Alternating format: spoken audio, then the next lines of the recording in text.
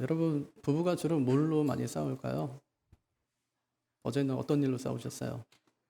잘 기억이 안 나죠? 왜냐하면 너무 사소한 일로 싸우기 때문에. 막 우크라이나 전쟁 나고 뭐 이런 것 때문에 싸우지는 않잖아요. 이러다가 뭐 당신 때문에 뭐 환경 재앙을 맞아 막 이러면서 하진 않잖아요. 누가 그렇게 샴푸를 많이 쓰래, 뭐, 누가 그 뭐 치약을 거기서부터 짜래, 뭐 이런 것부터 시작해서 양말 벗어놓고 왜 그냥 두는 거야? 왜 내가 언제 뭐 양말을 뒤집어 놓지 말라고 몇 번이나 얘기해야 되는 거야? 뭐 이런 거예요. 아주 사소한 거 그냥. 정말 사소한 걸로 많이 싸우거든요. 근데 이렇게 사소한 게 나중에는 어떻게 되냐면 정말 회복 불가능한 것에 이르게 됩니다. 이 작은 일이었었는데 그게 회복 불가능한 상태가 되는 거예요. 존 가트맨이 부부 감정 치유라는 책에서 이런 단계, 아주 작은 것, 사소한 것부터 시작해서 회복 불능 상태에 가는 데까지 이르는 5가지 단계를 이야기했습니다. 첫 번째가 미닫이 문 순간이에요. 미닫이 문의 순간. 이때는 대화가 좀 돼요. 미닫이 문이 약간 좀 부드럽잖아요. 그러니까 문을 열어놓고 이제 대화하는 거예요. 여보, 코로나 끝나면은 어디 뭐 여행이라도 한번 갈까? 그럼 이제 참 생각 참 좋네. 어디 갈까? 이렇게 하면 아무 문제가 없어요. 근데 드라마 보고 있는데 왜 말 시켜? 시끄러 조용해. 이렇게 하면 이제 문제가 되는 거죠. 그럼 이제 그때 어떻게 해요? 마음의 미닫이 문을 탁 하고 닫는 거예요. 대화 단절. 이렇게 이제 한 번만 되면 되는데 그 다음 이제 뒤에 이어서 나오는 게 이제 후회할 만한 사건이 발생하는 겁니다. 예. 그때 차라리 그냥 내가 그때 잘못했네. 여보 미안해. 내가 아까 드라마에 너무 집중하다 보니까 그랬던 것 같아. 하면 아무 문제가 없어요. 근데 그건 해결하지 않아 놓고 한 번 더 그러는 거예요. 그런 일이 한 번 더 이제 재차 발생하는 거죠.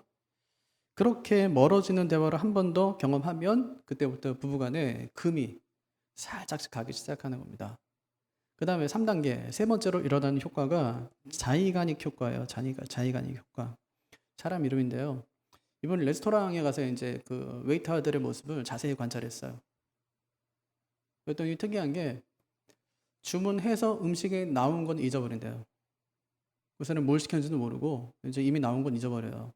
그런데 주문했는데 아직까지 음식이 나오지 않은 테이블은 다 기억하고 있대요. 네.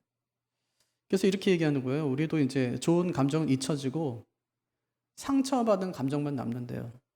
우리 마음에. 그래서 마치 이제 신발 안에 작은 돌멩이가 들어간 것처럼 자꾸만 걸리적거리는 게 남는 거예요. 상처받은 거, 그 사람이 예전에 나한테 했던 말들, 이런 감정들은 사그러지지 않는다는 말입니다. 그래서 결국 배우자에 대한 부정적인 태도가 점점 증가되게 된다는 거예요. 그렇게 되면 나중에 4단계 어떻게 될까요? 이 부정적인 감정들이 밀물처럼 쏟아져 들어온대요. 밀물처럼. 이게 부부 사이의 신뢰가 깨졌을 때 나타나는 현상인데요. 이때 배우자는 이렇게 느낀답니다. 우리 관계가 텅 빈 것 같은 느낌이에요. 더 이상 친하다는 느낌이 들지 않아요. 서로 부정적인 시선으로 바라봐요. 이 정도가 되면은 부정적인 이야기인데도, 부정적인 중립적인 이야기인데도 부정적인 말로 들려요. 이거 뭐 좋고 싫고 그런 것도 아니고 그냥 하는 말이에요. 평소 같으면 아무 말도 아닌데 그거 다 부정적인 말로 들려요. 긍정적인 말인데도 그냥 100이라면은 50 정도밖에 들리질 않는 거예요. 그래서 감정이 상할 대로 상해버린 것이죠. 이런 현상이 나타나기 시작하면 그런 감정들을 바꾸기가 상당히 어렵답니다. 배우자에 대한 자기 기억을 집요하게 아주 부정적인 방향으로 편집하기 때문이랍니다.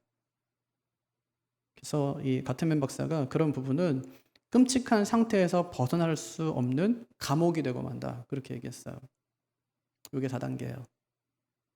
부정적인 감정이 물밀듯이 밀려오는 것. 그럼 어떻게 될까요? 예전에 한번 쓰나미가 막 일본 덮치고 한 거 여러분 보셨죠? 예, 그 확 덮치니까 어떻게 돼요? 재앙. 무슨 재앙이요? 대재앙이 일어나는 거예요. 예, 4가지 대재앙에 이제 휩싸이게 된답니다. 회복을 가로막는 4가지 의사소통 방식이 등장한다는 거예요. 그때부터. 그 첫 번째가 비난이에요. 비난. 비난에 꼭 빠지지 않는 것들이 있어요. 당신은 늘, 항상, 결코 이렇게 단정적인 말들이에요. 예, 비난하는 거죠. 예.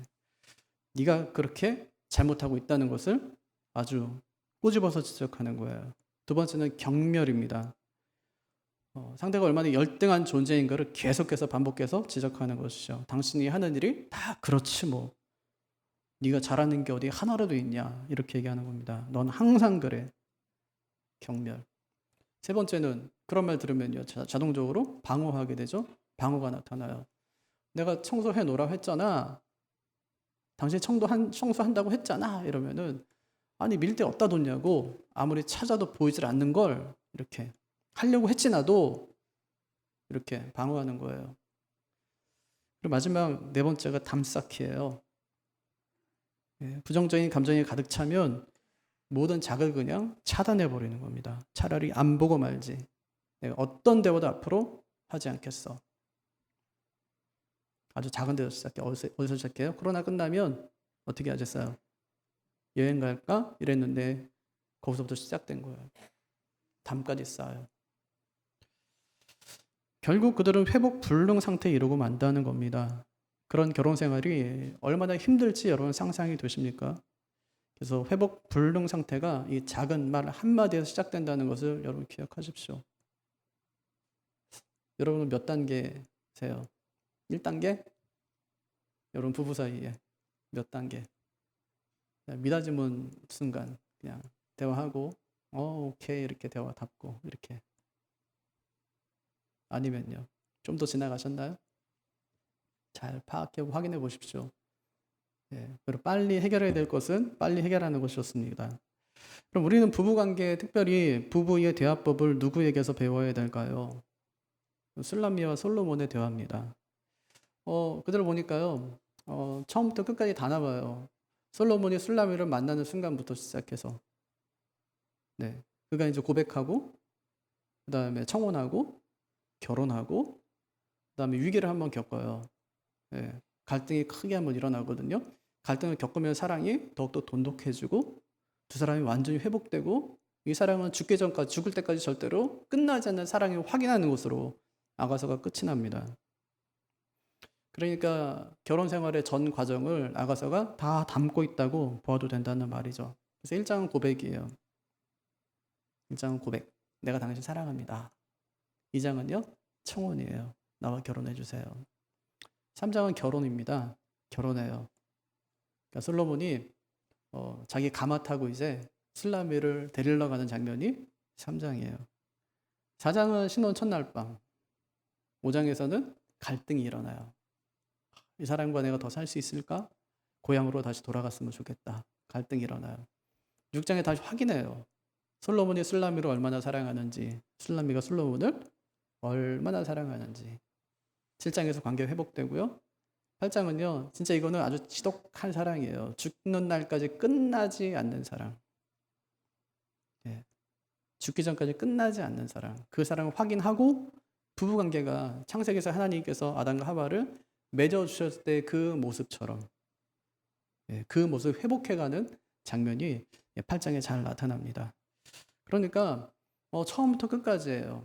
한 사람을 만나서 결혼하고 갈등도 겪고 위기도 겪지만 결국 끝까지 이제 같이 사랑해야 되는 존재라는 것을 아가서가 잘 이야기해 주고 있는 것이죠. 여러분은 어느 단계인가요? 아가서 몇 장까지 지금 오신 거예요?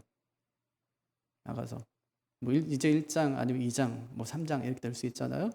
그런데 C.S. 루이스가 쓴 고통의 문제라는 책을 보니까 인간에겐 고통이 있어요. 결혼 생활에도 고통이 있는 거거든요. 근데 참 처음 시작에 서두에 보니까 참 의문이에요. 하나님이 인간을 그토록 사랑하시고 또 하나님은 전능하신데 왜 하나님께서는 그토록 사랑하시는 인간에게 인간이 감당할 수 없을 만큼 큰 고통의 문제를 주실까? 이게 그 책의 시작이에요. 왜 그럴까요? 우리가 살다 보면은 여러 가지 고통을 겪는데 하나는 내가 정말 예상하지 못한 고통도 겪는 거예요. 상상할 수 없는 그 고통. 정말 생각지도 않았는데 겪는 고통들이 있어요. 갑자기 암이에요 한다든지 교통사고가 났다든지 배우자에게 위기가 찾아왔다든지 이건 내가 예상하지 못한 고통이 찾아올 수도 있고요.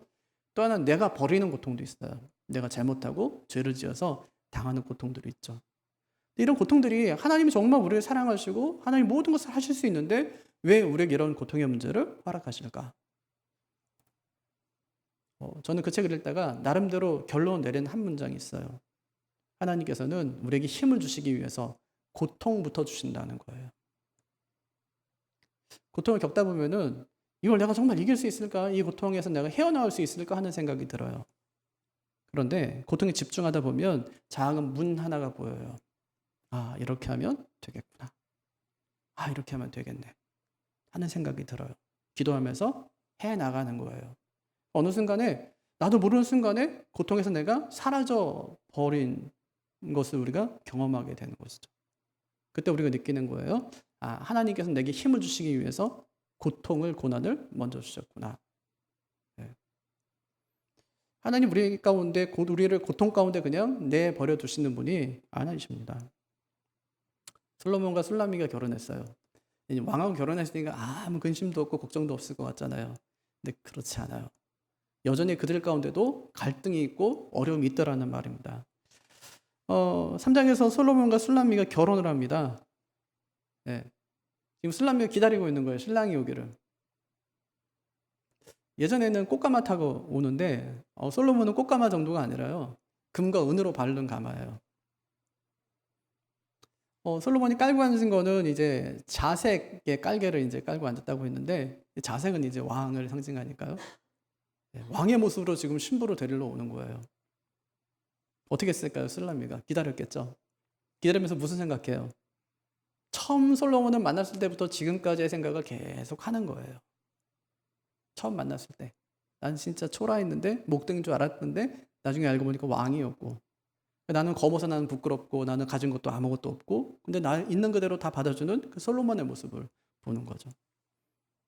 그가 나를 떠났다가 나를 만나러 다시 와요. 그 먼 곳을 다시 오는 장면을 회상하는 거예요. 오늘 말씀이 바로 그거예요. 결혼하기 전이었어요. 근데 회상하는 거예요. 아, 솔로몬이 나를 지금 만나러 오고 있구나 하는 거예요. 아, 그때를 한번 생각해 보는 거예요. 아, 그 먼 길을 마다하지 않고 산을 넘고 또 작은 산을 넘어서 나를 만나러 지금 솔로몬이 여기까지 오는구나. 그 과정들을 회상하는 모습이 오늘 말씀이라고 할 수 있습니다. 예. 찾아와요. 몇 개의 산을 넘고 찾아옵니다. 어떻게 오냐면 노루와 어린 사슴처럼 빠른 속도로 자기를 만나러 오고 있다고 말합니다.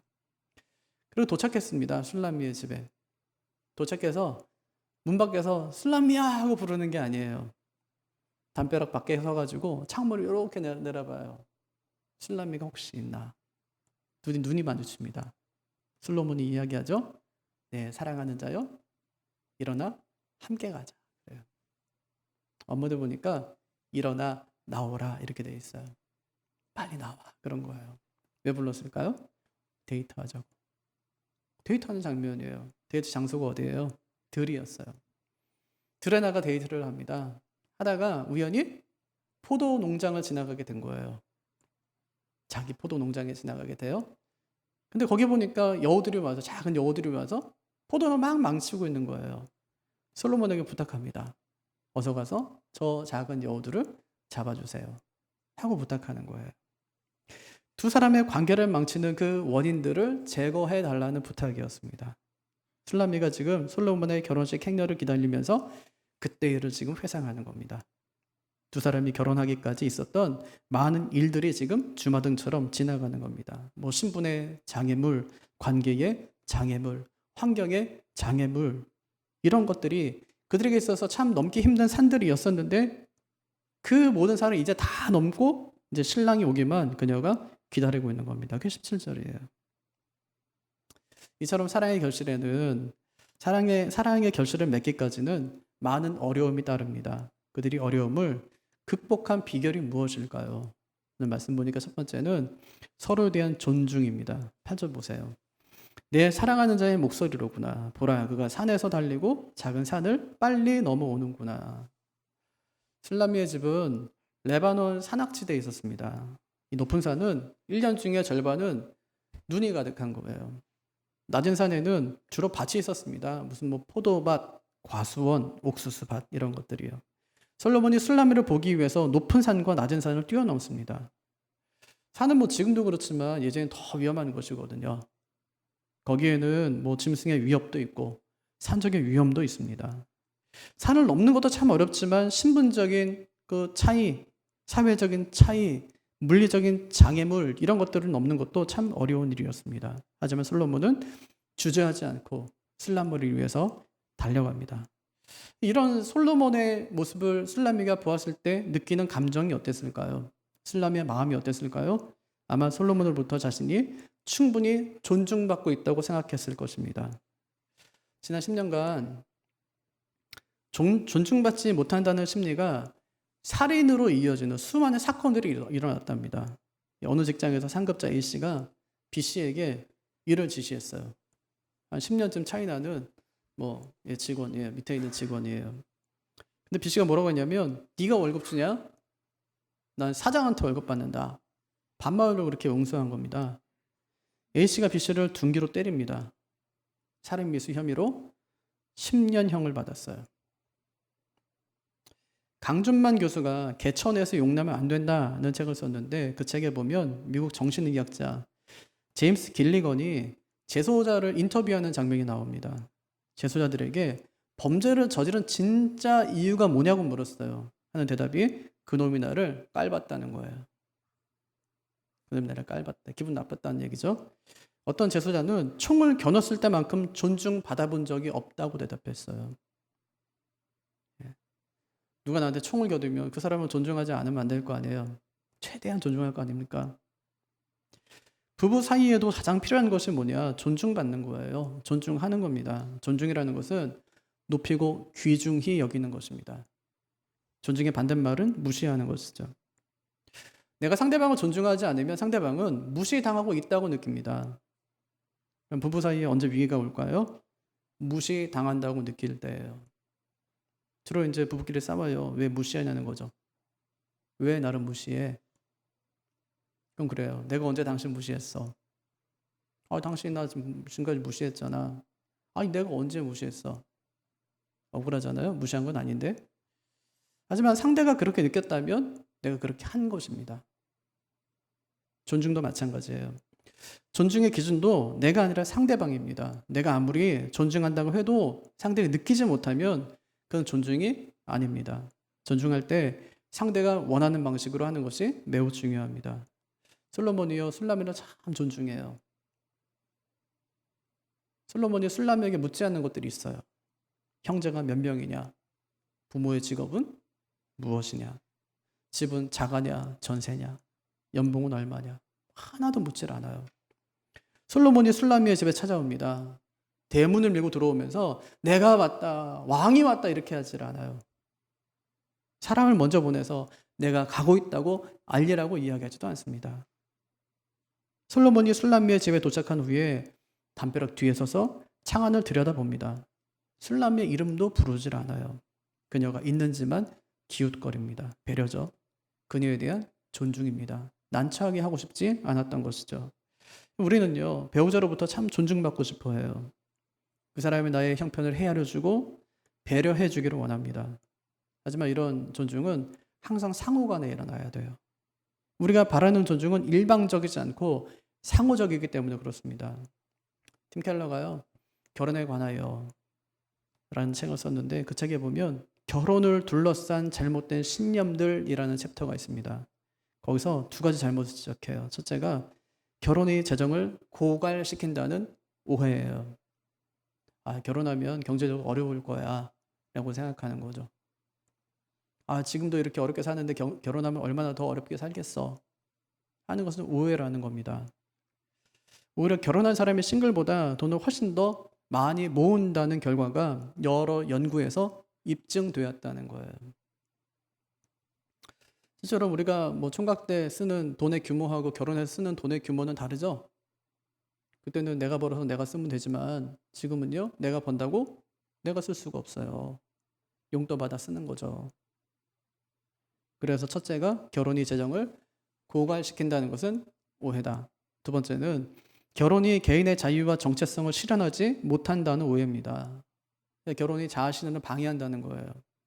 결혼하고 나면 나는 내 인생 이제 끝난 거야. 내가 하고 싶음을 못할 거야 하고 생각한다는 것이죠. 그러면 결혼은 감옥이고 자녀는 애물단지가 되는 겁니다. 그래서 많은 사람들이 나는 달라질 생각이 하나도 없으면서 내 목표를 이룰 수 있는 배우자가 내게 생겨서 물심양면으로 그가 나를 도와주기를 바라고 그런 배우자가 생기면 나는 결혼하겠다고 생각합니다. 나를 도와줄 수 있는 배우자. 예. 하지만 결혼은 한 사람이 다른 사람을 위해서 존재하는 것이 아닙니다. 나만 존중받는 결혼은 서로에게 바람직하지가 않아요. 내가 존중받는 만큼 상대도 존중을 받아야 그 존중이 오래 가는 거예요. 어떤 사람도 한 사람에게 일방적으로 계속 존중해 줄 수는 없어요. 나는 존중받지 못하는데 계속 그 존중이 나가든가요? 그럴 수가 없다는 말입니다. 존중은 원웨이가 아니라 투웨이예요. 관계로 얽혀 있고 상호적입니다. 존중받고 싶다면 존중해야 돼요. 이런 부부가 위기를 극복할 탄력성을 갖습니다. 가정에 위기가 찾아왔을 때 어떤 가정이 정말 빨리 위기를 극복할 수 있을까요? 상대의 감정과 생각을 존중하고 인정하는 가정입니다. 솔로몬이 묻지 않아요. 형제가 몇이냐, 뭐 아빠 직업은 뭐냐, 니네 집은 뭐 자가냐, 뭐 전세냐, 하나도 묻질 않습니다. 예. 만약에 결혼을 고민하는데 그게 고민이면, 그런 게 고민이면 결국 환경에 대한 고민이 아니라 사람에 대한 고민인 거예요. 환경에 대한 고민처럼 들리지만 사실 사람에 대한 고민입니다. 그 사람이 정말 괜찮은 사람이면 그런 조건들은 아무 문제가 되질 않아요. 내가 진짜 그 사람을 사랑한다면, 함께 할 수 있겠다고 생각된다면 그런 조건들은 아무 문제가 되질 않아요. 그래서 제가 청년들한테 어떤 사람을 결혼해야 되냐, 굶어 죽어도 이 사람이면 같이 할 수 있겠다는 사람하고 하면 돼요. 그렇게 확신 있는 사람하고.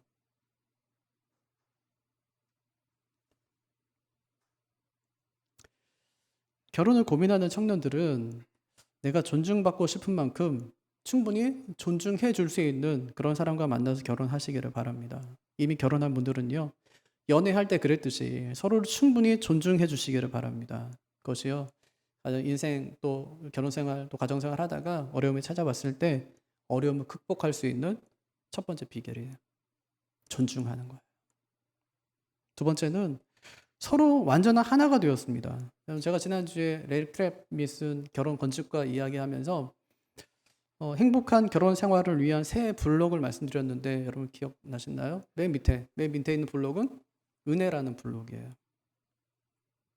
결혼은 하나님의 은혜가 아니면 할 수가 없어요. 결혼 생활은 하나님의 은혜가 토대가 돼야지 뭐 어떤 재력이나 아니면 능력이나 실력이나 뭐 외모나 이런 것이 되면은 나중에 결국은 이제 무너져 버리고 마는 거거든요. 모래 위에 집을 짓는 것과 마찬가지입니다. 하나님의 은혜가 그 밑을 튼튼히 받치고 있어야 되는 거예요. 하지만 은혜만으로는 안 돼요. 결혼 생활은 은혜만으로는 안 돼요. 뭐가 있어야 된다고 그랬어요? 은혜 위에 헌신이 있어야 돼요. 헌신의 블록을 올려놔야 돼요. 서로에 대한 헌신이 있어야 됩니다. 하나님께 대한 헌신도 있어야 되지만 서로에 대한 헌신이 있어야 돼요.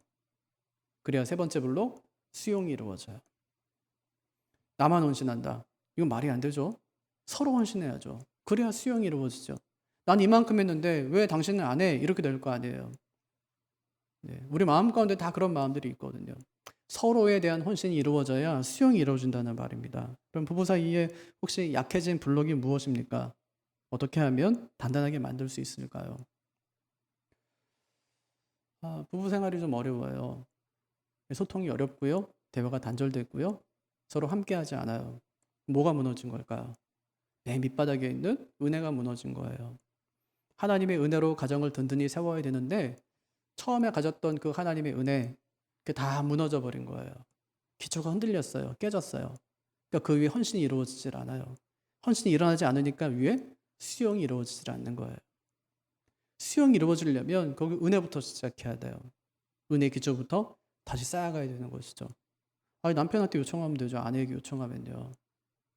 기도하자고. 은혜의 기초를 잘 쌓을 수 있도록 함께 기도하자고. 노력하는 거예요. 기도하면서 서로에게 헌신하는 것이죠. 그럼 어느 순간에 수용이 일어나는 거예요. 수용이 일어나는 순간 보면 밑에 있는 기초가 다 이미 든든히 쌓여져 있는 것이죠.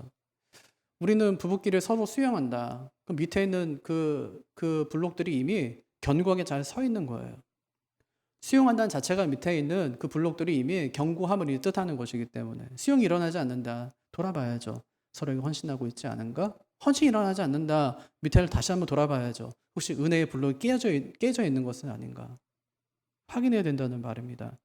솔로몬이 술람에게 데이트를 요청합니다. 14절 바위 틈 낭떠러지 은밀한 곳에 있는 나의 비둘기야, 내가 내 얼굴을 보게 하라. 내 소리를 듣게 하라. 내 소리는 부드럽고 내 얼굴은 아름답구나. 그렇게 해요. 솔로몬이 술람미를 뭐라고 부르죠? 비둘기. 별명을 지어준 겁니다. 그럼 비둘기는 뭐죠? 비둘기는 성경의 구약의 비둘기는 어디에 쓰였어요? 재물이에요, 재물. 가난한 사람들이 하나님께 가지고 나올 수 있었던 재물, 순결함을 뜻하는 것이거든요. 순결하다, 너는 아름답다. 그렇게 얘기한 겁니다. 술라미가 어디 삽니까? 바위 틈 낭떠러지 은밀한 곳에 거기 살잖아요. 술라미의 동네가 그랬던 겁니다. 그만큼 사람의 왕래가 드문 벽촌에 살았다는 말이에요. 솔로몬이 그녀에게 두 가지 부탁하죠. 내가 내 얼굴을 보게 하라. 내 소리를 듣게 하라. 그리고 우리말 성경에는 접속사 하나가 생략되어 있습니다. 원문에 보니까 왜냐하면 이라는 접속사 하나 들어가 있어요. 왜냐하면 내 목소리는 달콤하고 내 얼굴은 아름답기 때문이다. 그래서 뭐래요? 내 얼굴 좀 보여줘. 내 목소리 좀 들려줘. 주님이 우리한테 하시는 말씀이에요. 네 얼굴 좀 보여줘. 네 목소리 좀 들려줘. 보고 싶어서 하나님께서 제정하신 절기가 그것이 절기였어요. 1년에 3번은 꼭 나한테 와서 얼굴 좀 보여달라고. 그래서 하나님께서 우리 기도하라고 말씀하세요. 네 목소리 좀 들려달라고. 하나님께 얼굴 보여드리는 거예요. 하나님께 내 목소리 들려드리는 거예요. 왜 그렇죠? 하나님께서 보실 때는 내가 너무 아름답고 내 목소리가 달콤하기 때문에 듣고 싶은 거죠. 보고 싶은 거예요. 주일날 교회 나온단 말이에요. 나와서 하나님께 얼굴 보여드려요. 기도해요. 내 목소리를 들려드려요. 얼마 있으면은 우리 추석이잖아요. 부모님이 아마 보고 싶을 거예요. 아유, 우리 엄마가 뭐 보고 싶겠어? 하는 분들은 한번 생각해 보세요. 내가 내 자식이 보고 싶은지 안 보고 싶은지.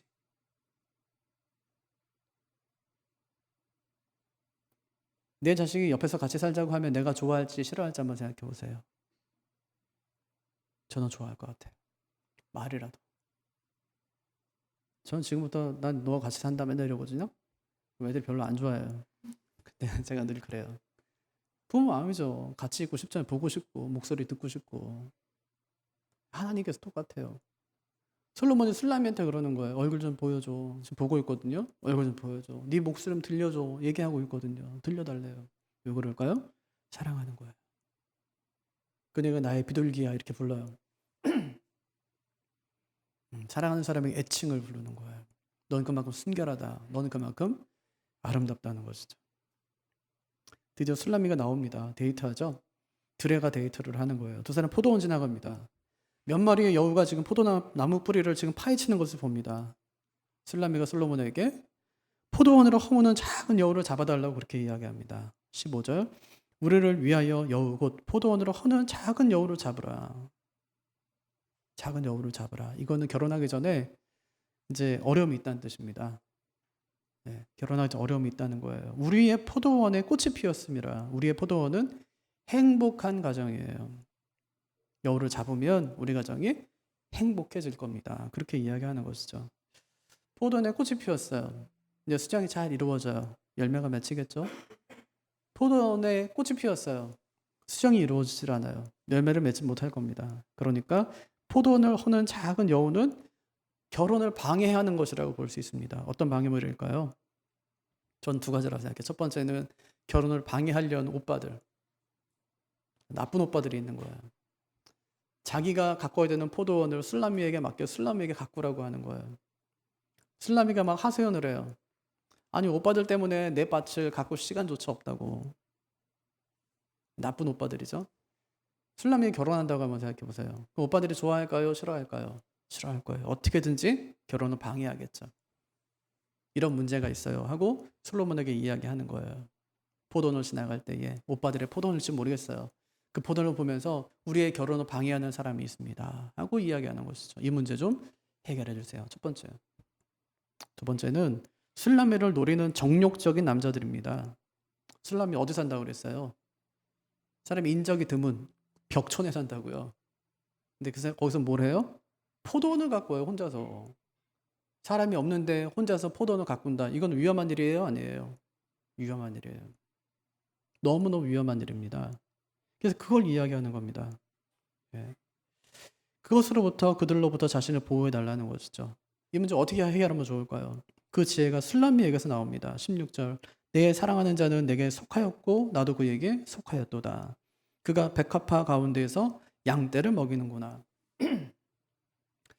작은 여우를 잡는 방법이요. 굉장히 간단합니다. 여우의 목적이 뭐냐면 두 사람을 갈라놓는 겁니다.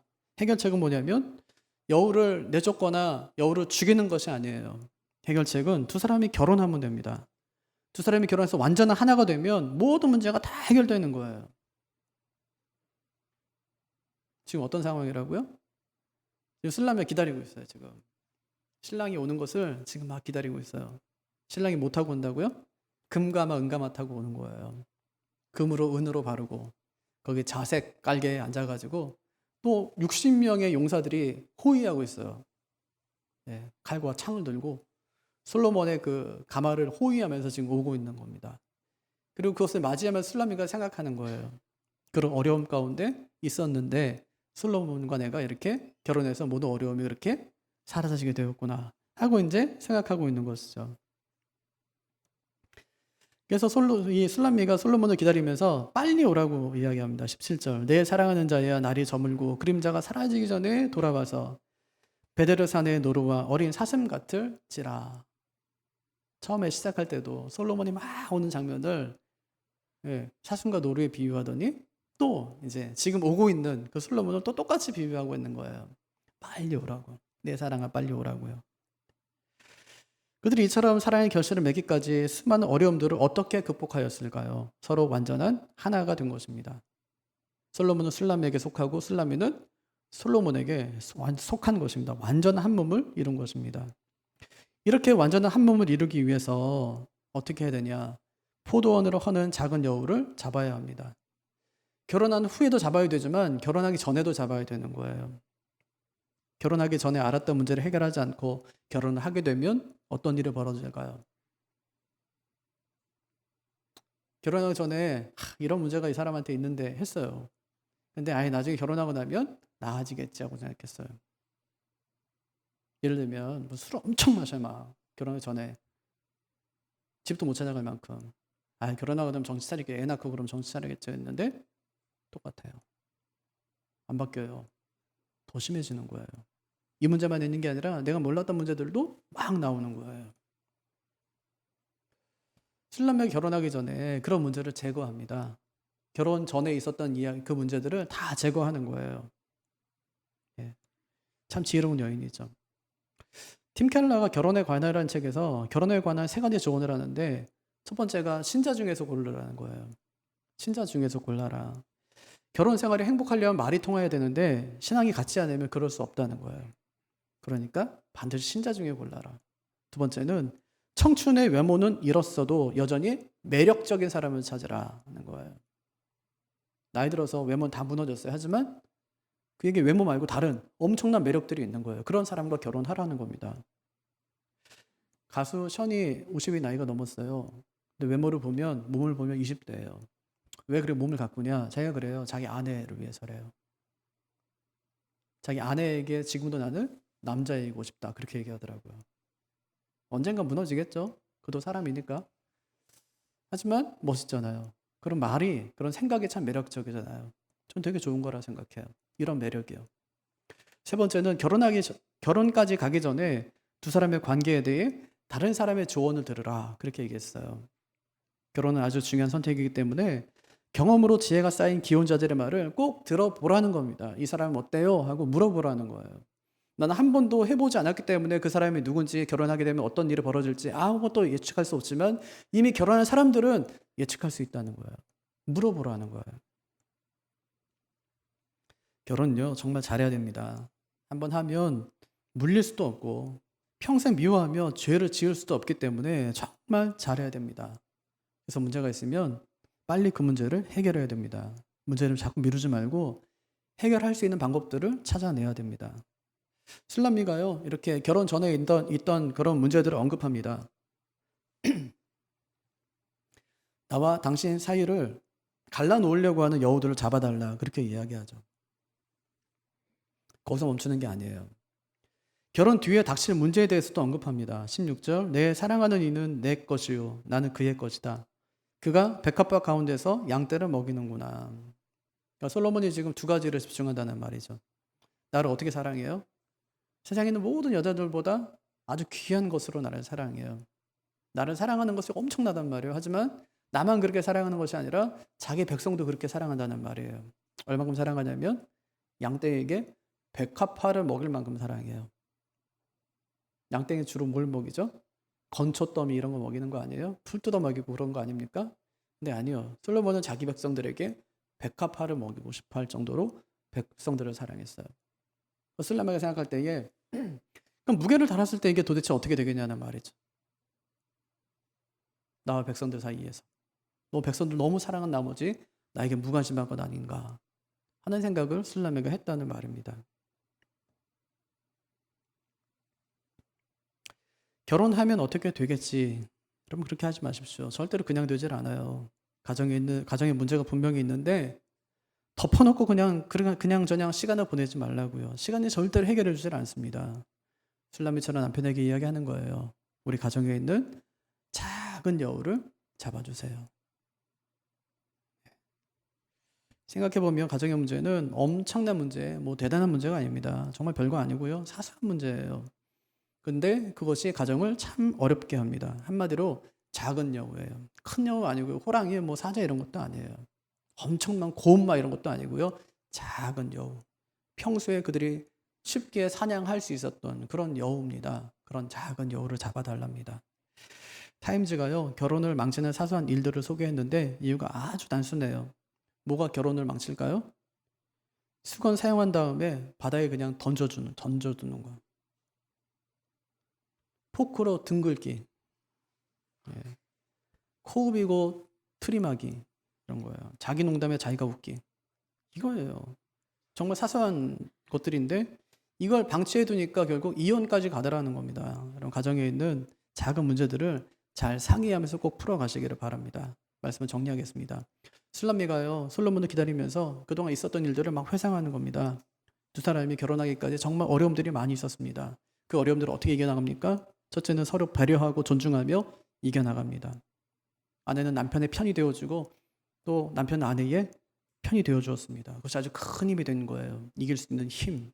두 번째는 서로 완전한 하나가 되어서 이겨나갑니다.